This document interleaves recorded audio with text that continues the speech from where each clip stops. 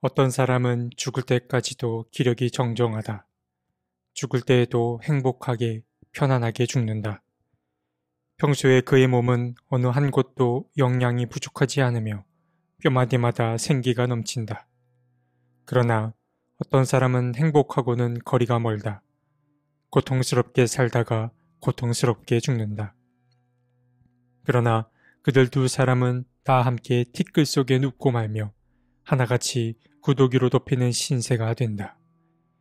욥기 21장 23절에서 26절 말씀. 오늘 이야기는 소발이 했던 말에 대한 욥의 응답에 관한 이야기입니다. 소발은 20장에서 욥이 했던 그 말 때문에 몹시 화가 난 상태입니다. 그도 욥과 마찬가지로 욥에게 한 말이 수용되지 않자 몹시 답답함을 느꼈습니다. 사람은 내가 한 이야기가 옳은 이야기든 그렇지 못한 이야기든 나의 말이 상대에게 수용되지 않을 때 늘 어려움을 겪곤 합니다. 어쨌든 욥을 향한 소발의 입장은 분명합니다. 그는 선인은 하나님이 돌보시고 악인은 하나님이 벌하신다는 입장을 취하고 있습니다. 그래서 소발은 욥이 벌을 받고 있으니 당연히 욥은 악인에 속한다고 여기고 있던 것입니다. 그런데 정말 그러한가 생각해 보게 됩니다. 욥기가 우리에게 위로가 되면서도 한편으론 우리의 마음을 불편하게 만드는 이유는 욥에게 일어난 일이 우리의 상식을 벗어나기 때문입니다. 욥기에서는 선한 사람과 악한 사람의 처지가 역전됩니다. 사실 우리에게는 착하게 사는 사람은 복을 받고 그렇지 못한 사람은 벌을 받는다는 어떤 믿음이 존재합니다. 예수천당 불신지옥까지는 아니더라도 선한 마음은 그에 합당한 보답을 받을 것이라는 믿음이 우리 안에 존재합니다. 그래서 때로는 복을 받길 바라는 마음이 우리의 착한 행동에 선행되기도 하는 것입니다. 물론 복을 바라는 태도가 나쁘다고 볼 수는 없습니다. 그러나 당연히 복만을 바라는 것도 좋은 태도라고 보기는 어렵습니다. 그 이유에는 여러 가지가 있겠지만 그 가운데 하나는 사람이 복을 바라게 되면 복을 주는 대상에게 잘 보이려는 마음이 앞서게 되고 또 복을 주는 대상에게 잘 보이려고 하다 보면 사람은 인위적이 되거나 무엇보다 부자유하게 되기 때문입니다. 부자유함의 뿌리에는 하나님에 대한 두려움이 자리 잡고 있습니다. 물론 하나님에 대한 경외심은 좋은 마음입니다. 우리가 무분별하게 살지 않게 하는 원동력이 되기 때문입니다. 그러나 우리가 하나님을 믿고 따르는 것이 오직 두려움 때문이라면 그것은 바람직하다고 보기 어렵습니다. 하나님과의 관계가 사랑과 신뢰의 관계가 되어야 하지 두려움으로만 점철된 관계라면 그 관계는 좋은 관계라고 보기 어렵습니다. 어쨌든 우리 마음에는 두려움 때문이건 사랑의 마음 때문이건 하나님을 믿으면 좋은 결과가 있을 거라는 믿음이 자리 잡고 있습니다.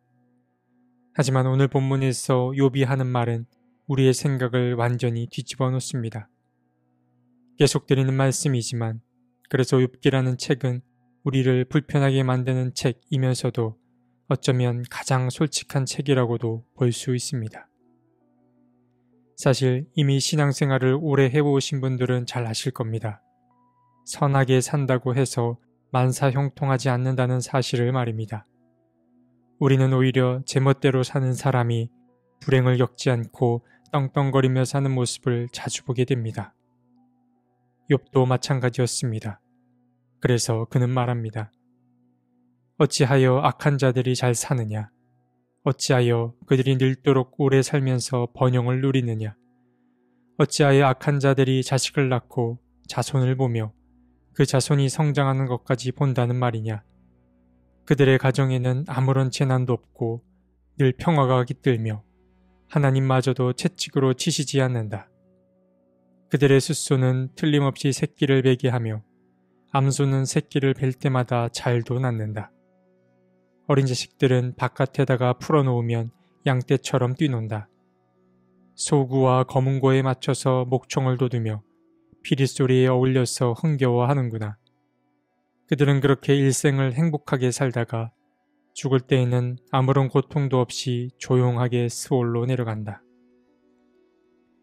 욥은 악인이 행복하게 산다는 사실을 인정하기 싫었습니다. 그러나 소발이 한 말이 얼마나 근거가 없는 말인지 들려주기 위해 그는 이렇게 말했던 것입니다.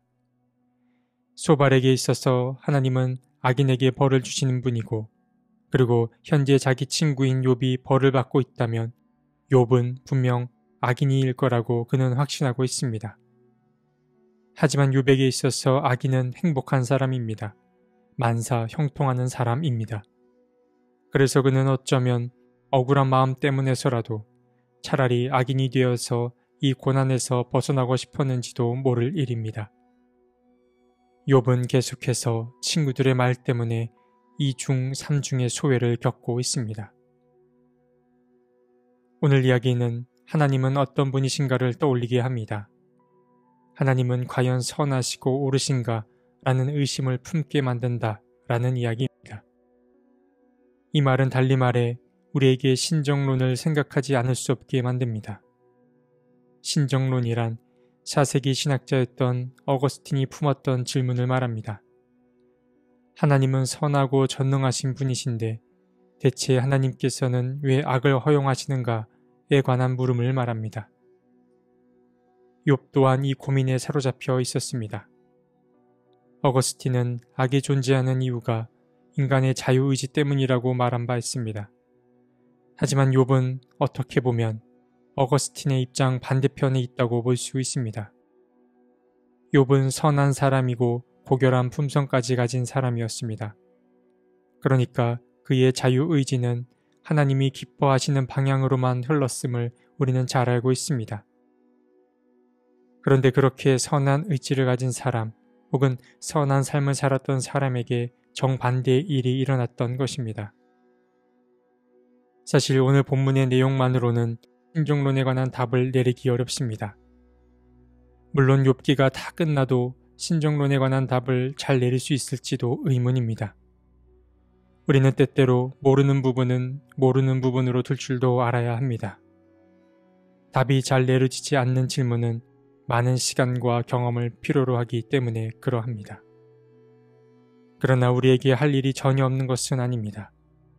마냥 욥처럼 모호하고 답답한 시간을 보내는 사람이 나의 곁에 있을 때 우리가 할 수 있는 최고의 행동은 바로 그의 곁에서 그 시간을 함께 견뎌주는 것입니다.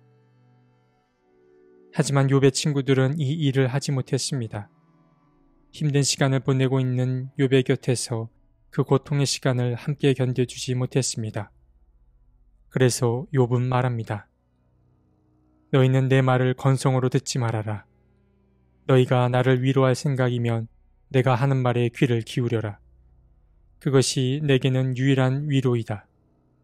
내게도 말할 기회를 좀 주어라. 조롱하려면 내 말이 다 끝난 다음에나 하거라. 그리고 욥은 한 번 더 이야기합니다. 그런데 어찌하여 너희는 빈말로만 나를 위로하려 하느냐? 너희가 하는 말은 온통 거짓말뿐이다. 성숙한 신앙은 특별한 것이 아닙니다. 상대방의 입장에 서보려고 부단히 애쓰는 게 필요합니다.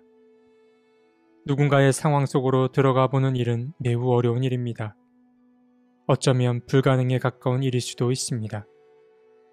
그렇기에 이러한 사실을 아는 사람이라면 나의 모름을 인정하되 그저 그와 함께 있어주는 것이 필요합니다.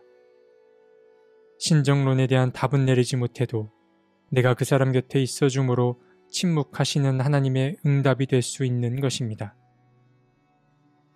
귀는 닫고 입을 열기만 한 곳에는 평화가 임하기 어렵습니다. 바라기는 우리가 있는 곳에 하나님의 평화가 임하길 간절히 기도해 봅니다. 하나님, 세상에는 우리가 이해할 수 없는 일들이 너무 많이 일어납니다. 그럴 때 우리는 하나님의 선하심을 의심하기도 했습니다. 주님, 우리의 믿음 없음을 용서해 주시고 우리가 하나님의 응답이 되어 살게 도와주십시오. 하나님은 침묵하시더라도 하나님을 믿는 우리가 하나님의 손과 발이 될 수 있게 도와주십시오. 아멘.